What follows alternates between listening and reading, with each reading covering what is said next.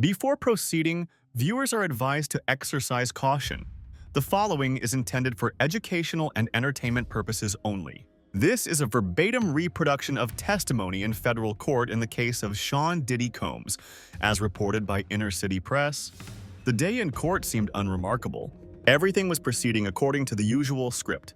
Piles of paperwork, dry formalities, tedious legal procedures. No one was expecting any surprises. It all resembled the usual bureaucratic hustle and bustle. But the situation changed dramatically when Eddie Murphy suddenly entered the courtroom. His appearance was so unexpected that the room fell silent for a few seconds. Even the lawyers, who usually know everything in advance, looked at each other in surprise. It seemed that no one knew he was coming, let alone as a witness. Diddy also looked confused, as if the news had taken him by surprise. Eddie remained calm and confident. He didn't wave his arms or raise his voice. He spoke quietly, almost restrainedly. But there was a heaviness in his gaze. It was clear that he hadn't just come out for a stroll through the courtroom. He had come to talk about something that had been weighing on him for a long time. He began with a simple but powerful admission. He had been silent for many years. Silent about what he had seen, what he knew, what he had experienced. And he had not been silent because he did not care. It was just that, until a certain point, he had not seen the point in speaking out. But then he realized that he could no longer remain silent. According to him, it was what he once saw in Hollywood that made him turn away from his career path. He did not specify what exactly happened, but he made it clear that it was such a difficult and unpleasant sight that he decided he no longer wanted to be part of that system. It wasn't a simple case of "I'm tired, I'm out." It was a conscious and difficult decision to refuse to participate in what he now considers deeply wrong. He said that in 2006, his career began to pick up speed again. After a period of calm, new opportunities arose. He began to be invited to various projects, received calls with offers of collaboration, and discussed awards and prizes that could be presented to him. It seemed that everything was turning out exactly as he wanted. But then something happened that completely changed his view of the industry. According to him, he received a call from a very famous producer, a man with extensive connections and influence in Hollywood. This producer invited him to a party that seemed completely ordinary, normal, as he himself said. The venue was in the Hollywood Hills, the place where, according to rumors, all important decisions are made, where closed meetings are held, and where you can see the real kitchen of show business. Eddie explained that such parties have long been legendary in Hollywood. Everyone knows that cell phones are not allowed at these parties. They are collected at the entrance so that no one can take pictures or share anything outside. The atmosphere there is supposed to be yourself, meaning you can relax and show who you really are. But, as he noted, that sounds nice and tempting in theory. In reality, everything is completely different. The atmosphere is not at all as it is described. There are things that people prefer not to talk about, but which have a very strong influence on those who find themselves there. He arrived at the venue, a truly luxurious mansion stretched out before him, the kind that even just looking at it made it clear that this was no ordinary event. The gates were made of iron and equipped with a biometric scanner. No ordinary keys or codes, only sophisticated technology to keep out intruders. The parking attendants stood in black uniforms and looked at everyone with restraint, without smiling, as if they were doing very serious work. When he entered, instead of the usual warm welcome, he was simply handed a card with the phrase, "Be who you really are," written on it. It sounded inspiring, but even then, Eddie had an uneasy feeling that something was clearly wrong. The atmosphere inside it was not at all what he had expected. There was no music, no cheerful conversation, nothing that usually accompanies parties. People spoke quietly, almost in whispers. There was a strange heaviness in the air, as if the very space itself was filled with anxiety and tension. The room was filled with celebrities, athletes, producers, all the people who were usually in the spotlight. But instead of their usual glamour and confidence, they seemed tense and alert. It was as if they were afraid of something or waiting for an order that was about to be given. It was a feeling of uncertainty that seemed to thicken the air around them. After Eddie had spent some time looking around the room and observing the people around him, his gaze settled on Diddy, the man who, by all accounts, played a very important role here. Diddy approached Eddie with such casual confidence, as if they were old friends who hadn't seen each other in a long time but had always stayed in touch. He put his arm around Eddie's shoulder, a gesture meant to inspire trust and warmth.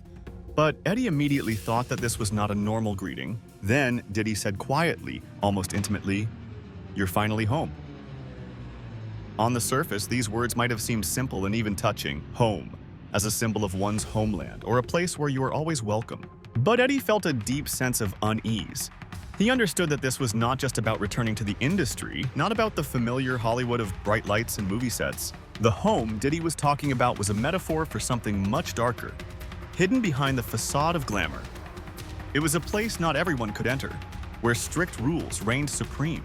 Diddy began showing Eddie around the house, introducing him to various guests, but he did so not as a tour guide, but rather as a host who wanted to demonstrate his power and influence. He whispered strange and frightening things in Eddie's ear, as if afraid that someone might hear him. For example, he pointed to one man and quietly said, "That guy just signed a $200 million deal." It seemed like a normal reason to brag, but the tone didn't sound proud of his success, but rather of his control. Then he added about another guest, "And this one is in my pocket now." The words sounded like a demonstration of power and control over people, as if the guests were not just partygoers, but figures on a large chessboard, controlled from behind the scenes. Finally, Diddy led Eddie to a massive, heavy wooden door. It was imposing and looked almost like the door to a secret room or vault that not everyone could enter. Diddy looked Eddie straight in the eye and asked a question that sounded like a challenge. "Do you want to stay just a fun guy with no money, or do you want to take it to the next level?" The words were both tempting and frightening. At first, Eddie thought it was a joke, some kind of word game. But from the look on Diddy's face, he knew he was serious, and that a lot depended on his choice. Through a small gap in the door, Eddie noticed a camera on a tripod, closely watching what was happening inside. He watched as different people approached the door, visibly anxious and tense. Some were clearly trying to gather their strength, while others seemed afraid of what awaited them behind the door. And when people came out, their faces changed, some with forced, unnatural smiles, as if trying to hide their fear or embarrassment. Others looked empty, as if they had lost something important inside themselves. This contrast made Eddie feel that something was happening behind that door that was breaking people, taking away their freedom and power. At that moment, he realized that he had entered a world where success and power were measured not by talent and achievement, but by fear, manipulation, and strict control. A world hidden behind shiny facades and pretty words, where being yourself was just a ploy to lure you into a game that was difficult to escape. This realization was a turning point for Eddie, when he understood that it was precisely because of these things that he decided to leave the industry and not return until something fundamental changed. When the moment came when Diddy invited Eddie to enter that mysterious room where it seemed the fate of the guests was decided, Eddie suddenly stopped. He felt an inner protest. Something was stopping him from taking that step. He refused to go in, even though he could have. He said he just needed to rest a little and have a drink to collect his thoughts. He took a step to the side, away from the group, as if trying to pause and digest everything that was happening. At that moment, a woman appeared at the door to that room. Not bright or noticeable, but rather quiet, with a special look that immediately caught his attention. She handed Eddie a glass of drink, a seemingly ordinary gesture, but her voice uttered a phrase that lingered in Eddie's mind for a long time. "You're not done yet, are you?" This phrase was not simply a question about whether he would continue the party. It was a subtle, almost mystical hint that everything that was happening was not just entertainment, but a kind of ritual, a complex game in which not everyone was involved, and which could have far-reaching consequences. Eddie sensed that this evening was something more than just a private party for celebrities. It was a transition into a world where the rules and meanings were far from the usual understanding. He returned to the main hall where all the guests were already gathering for what looked like the climax of the evening. The room was dark, as if deliberately dimmed to create a special atmosphere. Velvet curtains, heavy and deep, seemed to block something dark and forbidden. Candles on the walls flickered softly, casting long shadows and filling the space with a mixture of mystery and anxiety. In the center stood a long, massive table covered with a snow-white tablecloth on which lay silver trays. These trays glistened in the dim light, but their contents were far from ordinary. One of them held raw monkey brains. It was a scene from a nightmare, disgusting and shocking to those present. At that moment, Dwayne Johnson, known as The Rock, entered the room. He looked calm, but his eyes betrayed his tension and awareness of the gravity of the moment. A tray with a strange and terrifying treat was placed in front of him. Diddy said without hesitation, "Go on, Rock. Eat it. This is your chance." And Dwayne Johnson, without any questions or objections, took the raw brains and ate them. This act was not just an extravagant test, but a symbolic ritual that signified acceptance of the rules of the game. For those present, it was a clear sign, a promotion in the hierarchy, or at least confirmation of a willingness to make any sacrifice for success. After that, Diddy turned to Eddie, who had been watching all this with obvious discomfort. He said with a slight sneer, "Are you ready, preacher?" Eddie replied that he wasn't there for such things, that his goals were different, purer, and more honest. Then, Diddy leaned closer and whispered, "Then why are you here?" The question sounded like a challenge, a test of Eddie's willingness to accept or reject this world. Eddie did not engage in conflict. He simply turned calmly and walked out of the room, then out of the mansion. He did not run away, express fear or anger. He just left, keeping his inner strength and determination not to become part of this system. He wasn't afraid for his life, but he was afraid for those who remained, for those who were willing to go through such humiliation and trials for the sake of short-lived success and fame. He understood that many fall into this cycle and lose themselves forever. After that incident, Eddie's career changed. His projects began to be canceled, scripts were rewritten without him, and his agent seemed to disappear from view. The producer who had previously admired and supported him once said to someone in the corridors, "He's no longer in the ranks." For Eddie, this phrase became a symbol that he had been excluded from the game, from the system that controls everything and everyone. And then he began to ask himself a frightening question: whose enemy had he become? He realized that refusing to participate in this hidden game and its rituals made you not just an outsider, but a real enemy whom they would try to get rid of, forget, and discredit. It wasn't just a rejection of Hollywood, it was a rejection of a world where power and success are bought with fear, manipulation, and submission. And for Eddie, this choice became decisive: to remain true to himself or lose everything for the illusion of fame. The whole story ended quietly. No official notification, no harsh letters saying "you're fired" or "we're not on the same page." Everything happened much more subtly and elegantly. Instead, there was a deathly silence. The phone, which had previously been ringing non-stop with offers and new projects, suddenly stopped ringing altogether.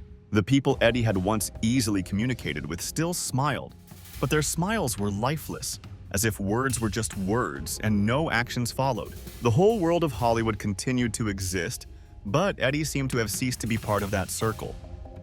That's how a real blacklist works. It's not announced to the whole country, shouted in the press, or plastered on posters. Everything happens quietly, almost imperceptibly. There are no loud scandals, no dramatic statements. Everything is held together by silence and quiet whispers behind the scenes. People change their attitude towards you, close their doors, stop inviting you to meetings and discussions, simply ignore you, and you find yourself out in the cold, without any official explanation or reason. An acquaintance of mine, a manager who used to be influential in the industry and was close to Eddie, once said to a friend of the actors a simple but harsh phrase: "He didn't pass the test." When asked what that actually meant, the answer was extremely simple and clear. He should have said yes, but he said no. In other words, to remain in this system, one simply had to submit, accept the rules of the game, and abandon one's principles. But Eddie made a choice, and that was all there was to it. And that, as it turned out, was enough to close all doors in front of him. No warnings, no explanations, no chance for justification.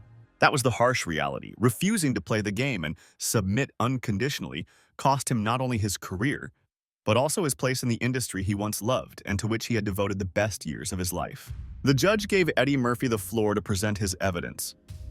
Eddie walked confidently to the microphone, his voice calm, but every word conveyed the truth that had long been hidden behind a facade of glamour and smiles. He began with a simple but important explanation. The so-called Hollywood black mark is not some kind of label that you can see or feel right away. It's not something obvious, not a harsh accusation, but something much more subtle and sophisticated. It's a polite smile, a friendly handshake, seemingly no different from a normal greeting. But after that, you are simply erased from the industry, as if you never existed. Eddie said that he became inconvenient for the system when he refused to participate in parties where strange, unpleasant, and very secretive events took place. He realized that these gatherings were not just fun get-togethers, but something much darker, and that going there meant becoming part of something very dirty.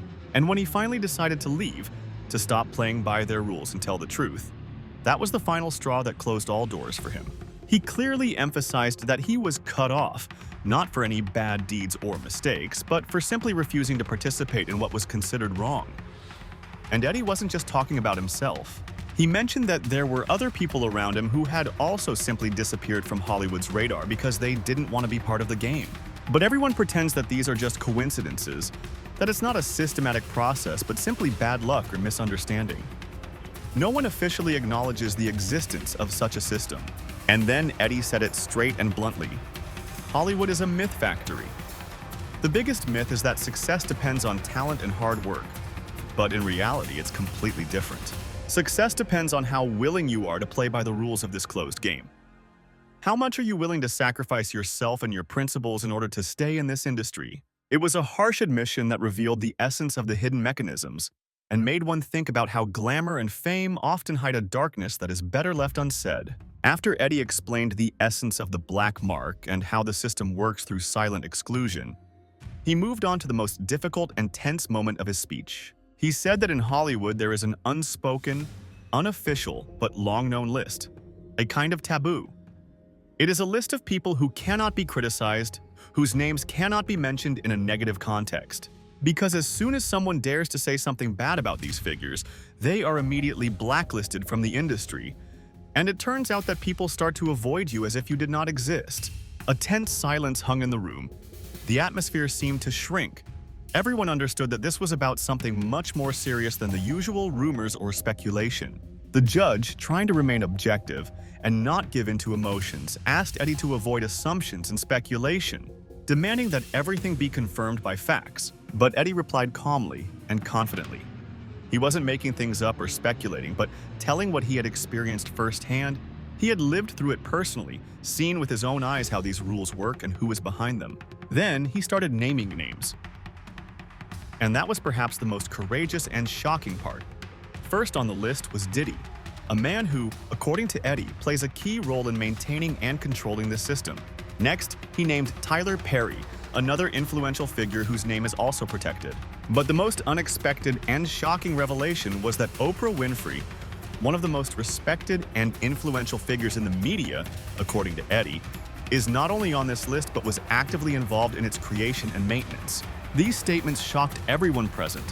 Such names sounded like a death sentence, and the very idea of the existence of such a secret list destroyed the usual ideas about how the industry works. Eddie did not just accuse, he showed the hidden side of the world, where power and influence go hand in hand with silence, fear, and prohibitions. The jury began to shift nervously in their seats. You could feel that Eddie's story was touching them deeply. The journalists sitting in the hall began to furiously type on their laptops, catching every word, as if it were a secret that no one had dared to reveal until now.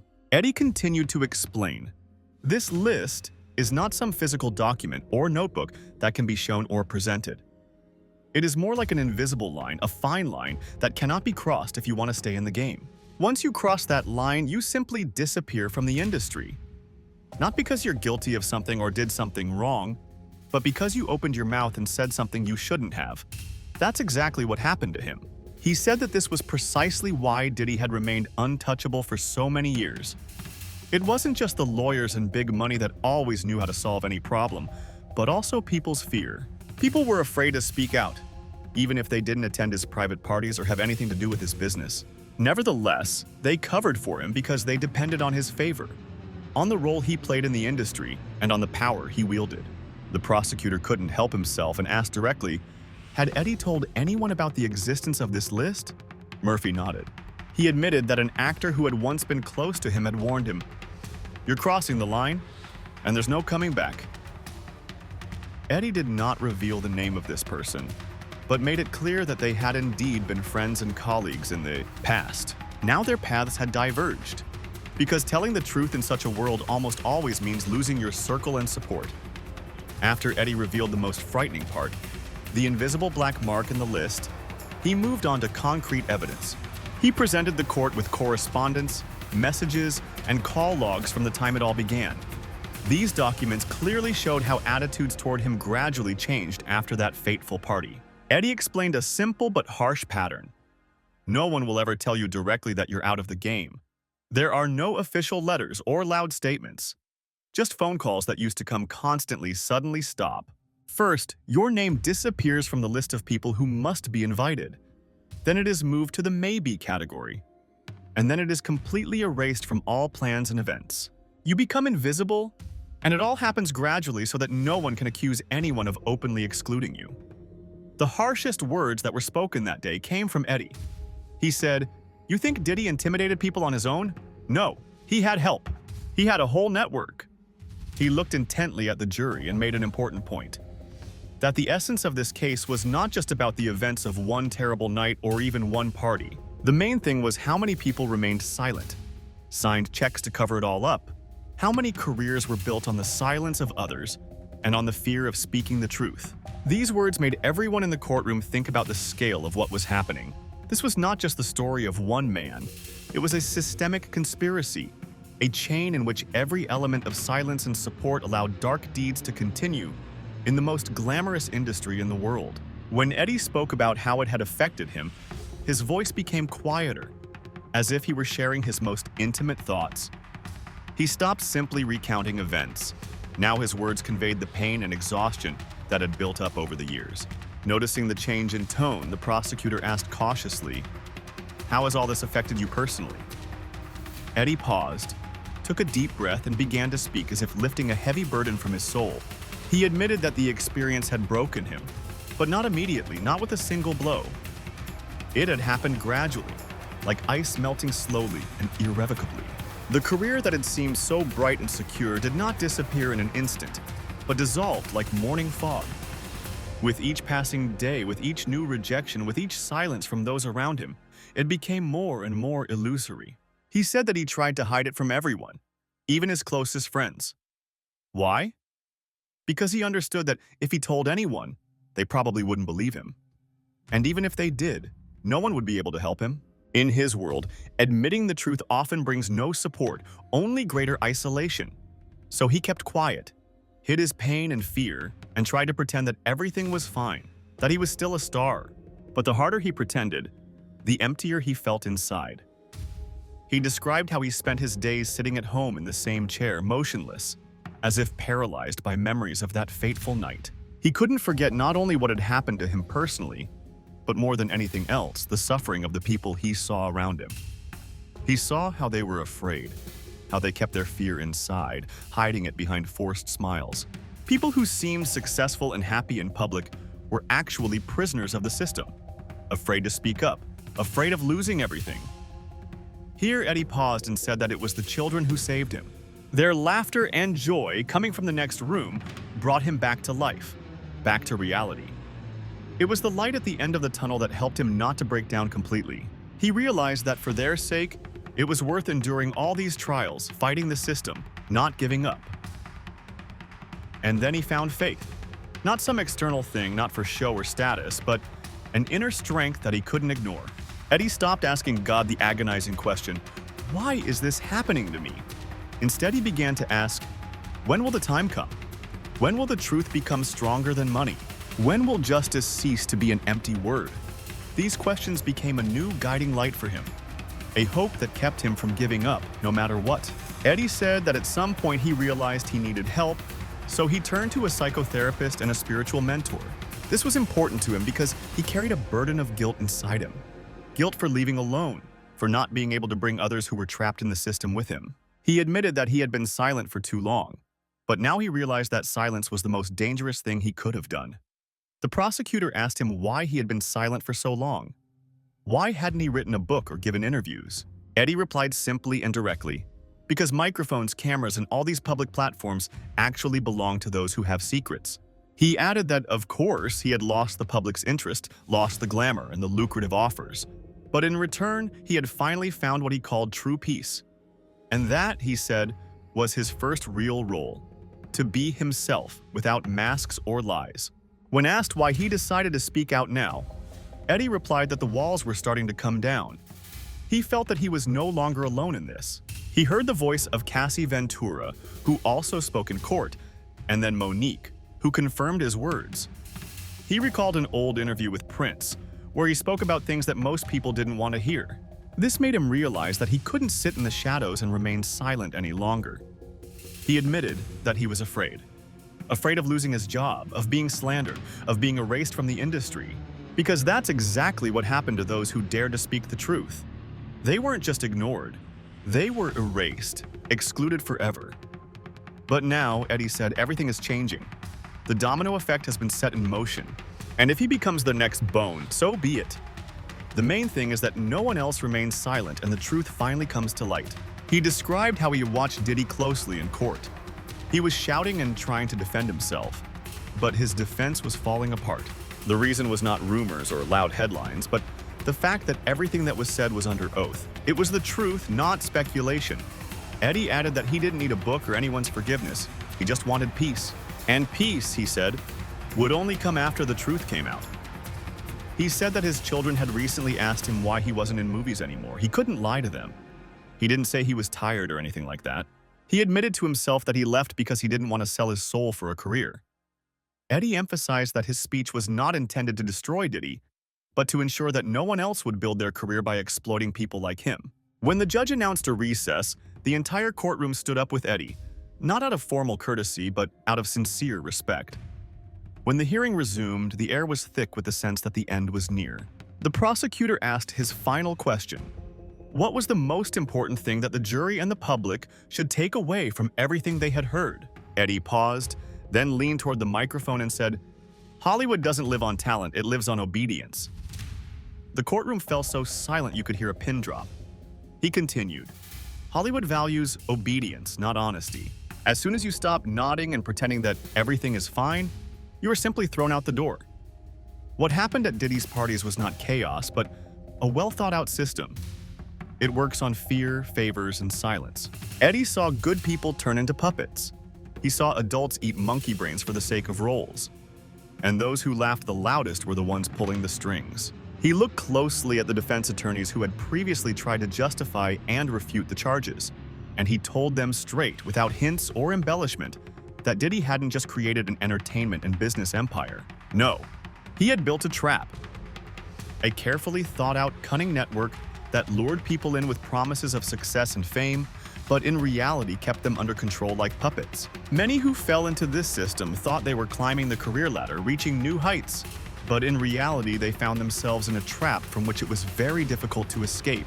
He turned to the jury, looking them straight in the eye, and admitted that he could have told this story earlier. It would have been right to do so earlier. He understood that, but he was only speaking now because much had been hidden, had taken place in the shadows, far from the public eye. Now, however, the secrets were beginning to come out, and it was the jury who were the first witnesses to what had been kept secret for so long. At the end of his speech, he uttered words that instantly made headlines and caused a storm of emotions. "Don't defend a beautiful lie. Let the truth be ugly." This phrase was a challenge, a call to stop turning a blind eye to reality and start facing the truth, no matter how unpleasant and difficult it may be. He rose from his seat, and the judge stood up and thanked him for his honesty and courage. A deathly silence hung in the hall. No one dared to break the moment. Diddy, who had been trying to remain calm, seemed completely stunned and couldn't utter a word. And Eddie Murphy, the very man who had been known to everyone for many years as the king of comedy, a master of laughter and fun, had just made his most serious and important speech. His words didn't just echo through the courtroom. They could change everything, affect the lives of many, and possibly forever alter the course of this case and the way people view the hidden system he had exposed.